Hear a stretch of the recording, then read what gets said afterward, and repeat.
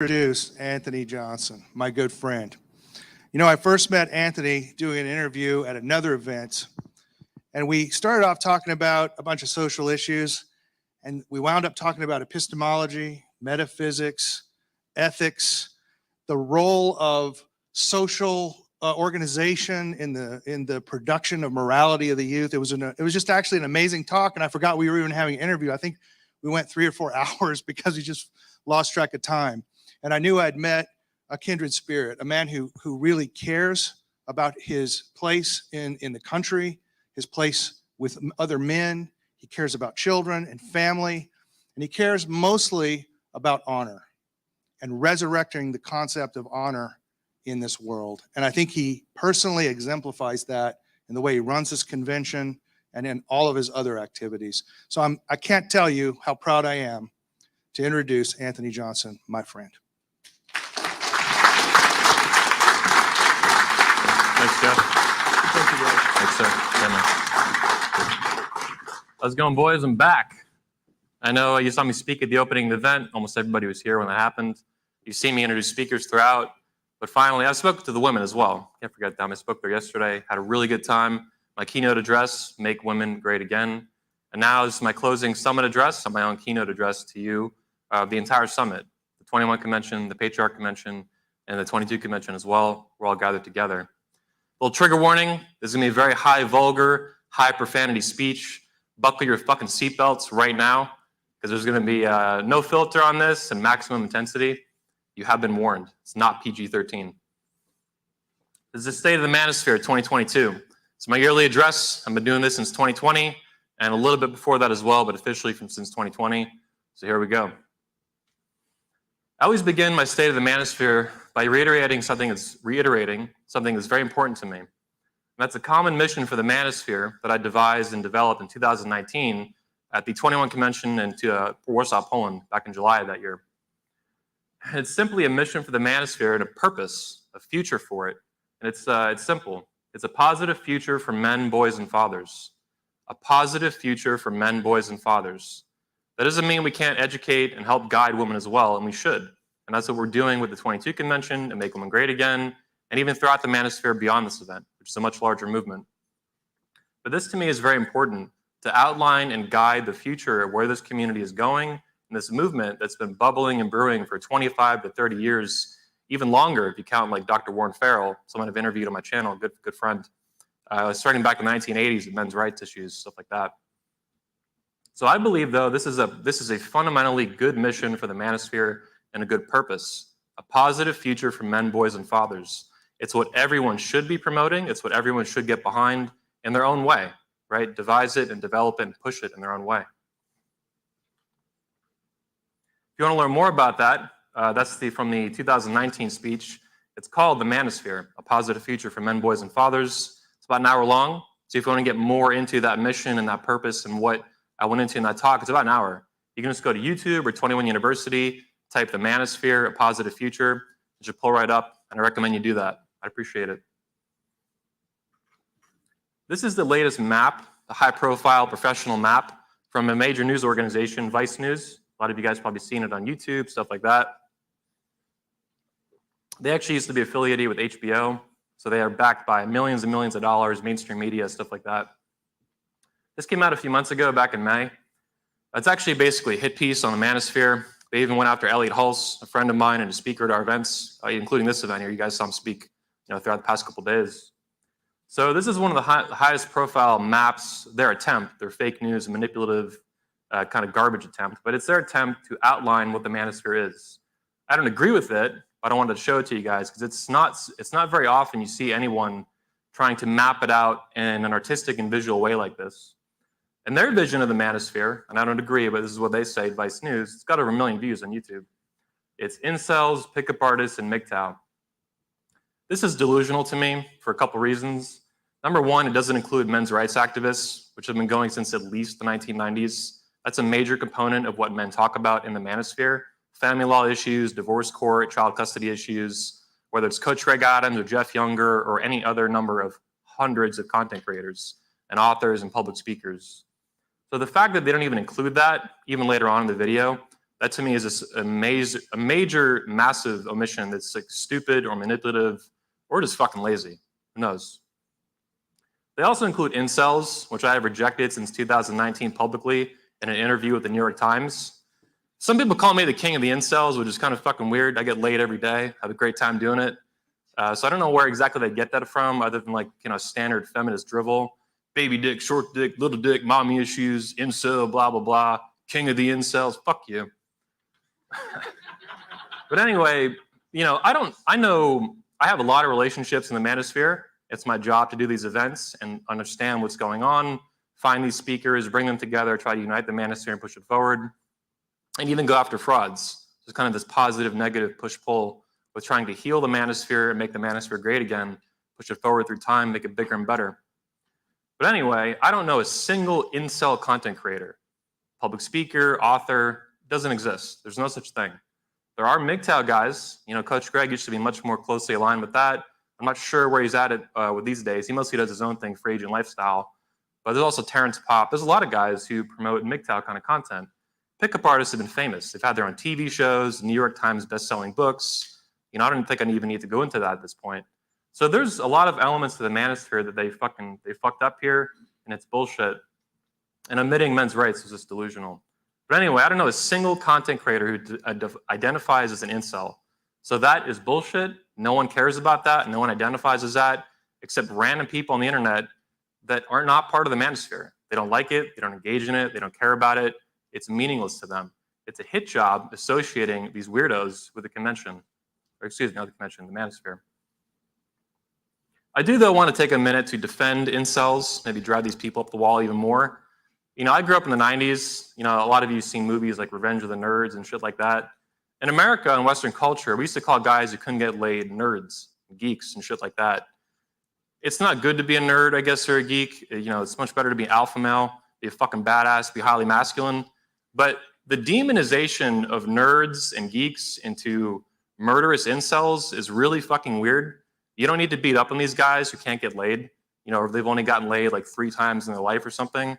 That sucks. It's not good to be bad with women. And I think you should take steps to improve your life and your masculinity in that way. But if you can, or you haven't done that yet, or you're not motivated to do it or whatever, you don't need to be vilified or demonized into an incel, terrorist, violent threat. This is a fucking scam, and it's a scam against masculinity and against men, and it's fucking gay. I fucking hate it. So I don't really like incels, but the extreme demonization of nerds into violent incels and all this stuff, it's fucking weird, needs to stop. There's nerds.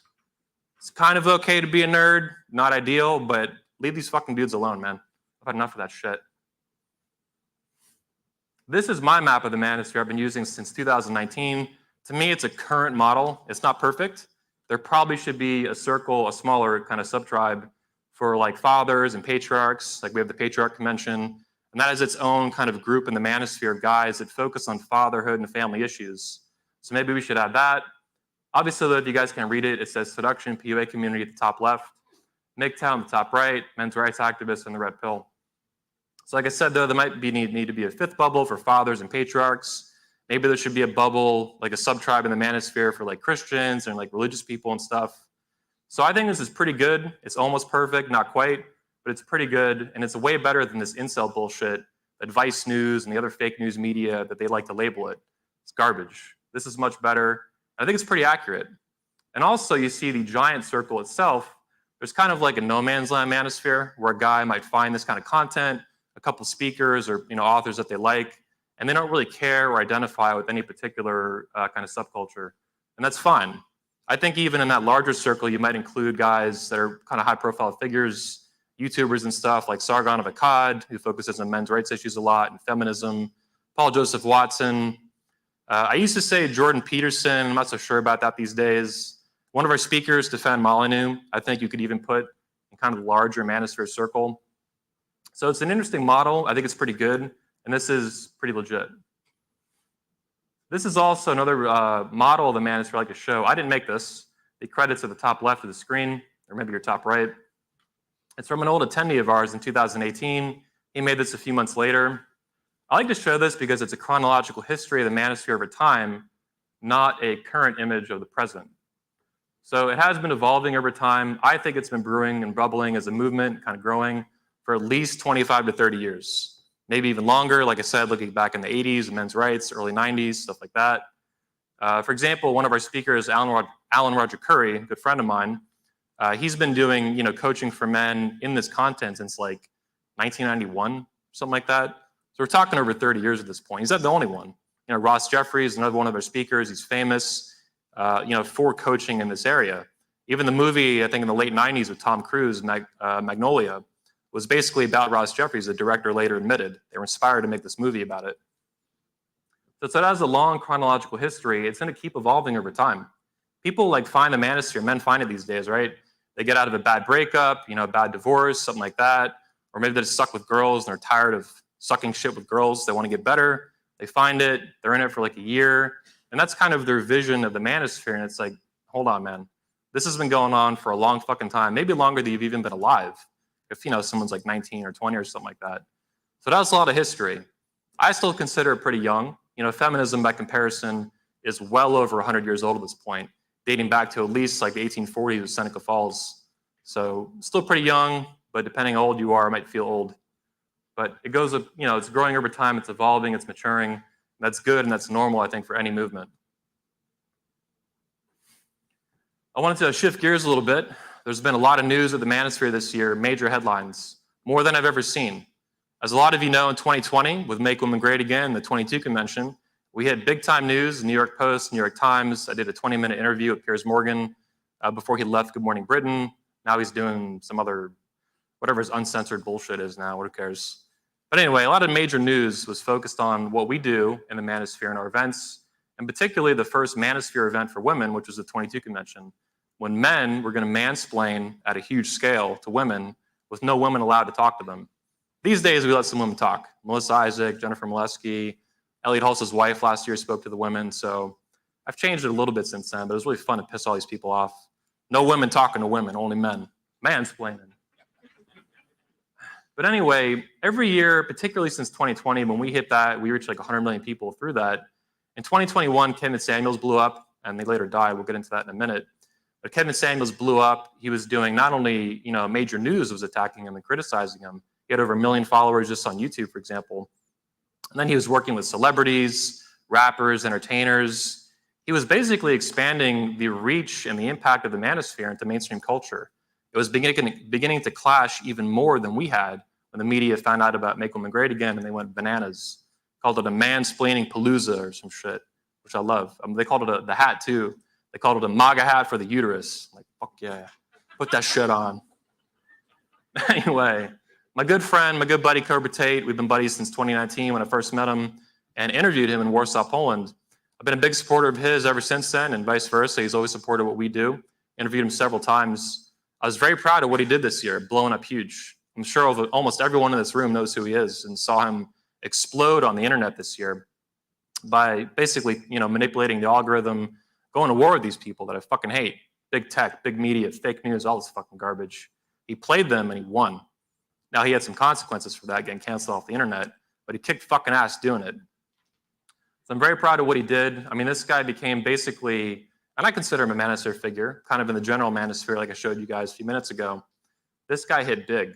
His name was the most searched name on the internet, above Donald Trump, above everyone, for a couple days there recently, a few months ago. This was massive. This guy generated news headlines I was reading in major news articles, publications, right? Talking where they were interviewing like school teachers, high school teachers, even elementary school teachers in America. And these, third grade teachers and ninth grade teachers were bitching about how their kids and their students were talking about Andrew Tate and the Manosphere. That to me is fucking hilarious. I don't think he intended to do that specifically. That just happened organically because these parents are, run by their fat wives and their fucking useless beta males and shit. It's just a disaster. They don't care about shit that these kids look at. These kids are on TikTok looking at fucking who knows what. These old fat women twerking their booties and shit on TikTok and Instagram. And then they find Andrew Tate, which I think is actually a hell of a lot better than this twerk shit. Tick thought, as Coach Greg calls it, tick thoughts. Anyway, the fact that this guy penetrated that's not a good way to say that, but penetrated mainstream culture and reached, young men at that scale has never before been done. You know, I've never seen, no matter Kevin Samuels or even what we did, it didn't reach into the youth like that. It wasn't designed to. Our thing was for women, right? But even with the media going bananas, he escalated and expanded the Overton window for the Manosphere and its reach into culture. And this ongoing clash, it's getting bigger and bigger every year, from 2020 to 2021 to 2022. I guarantee you will see more news headlines, NBC News, CNN, Fox News, all this shit, next year and the next year and the next year, as this culture that is dominated by feminism continues to clash with the Manosphere, which completely rejects feminism. I want to take a moment and explain to those of you who are not explicitly aware of this, but America, the greatest country in the world, is also a feminist shithole. Everything in our country is feminist. Everything is dominated completely by feminism. The military is cucked by feminism. The Marines, the Navy, the Air Force, all this shit. The federal government, cucked by feminism. State governments, cucked by feminism. The cities, your local governments, cucked by feminism. The schools, the universities, the media, TV, Hollywood, books, everything is fucking feminist everywhere you go. The Manosphere is the only movement alive that I know of that completely, even churches, so those of you guys are Christian or whatever, right, whatever denomination you are, most of them, by far, cucked by feminism. Even the Muslims are getting, they're concerned now about getting invaded by feminism. Like every other religion, an institution, an organization has been invaded by this toxic feminist fucking dogma. The Manosphere is the one movement that aggressively and completely 100% rejects this garbage. And it basically always has. And this scares them because feminism is the establishment. It's the ultimate establishment, the feminist establishment, not some political party, not some other ideology like socialism or communism or what a democracy or whatever. No, feminism. Everything's fucking feminist. We live in a matriarchy spelled patriarchy. It's a scam, and it's all dominated by feminism, and feminism has to die. It's toxic. I was talking to Jack Donovan a couple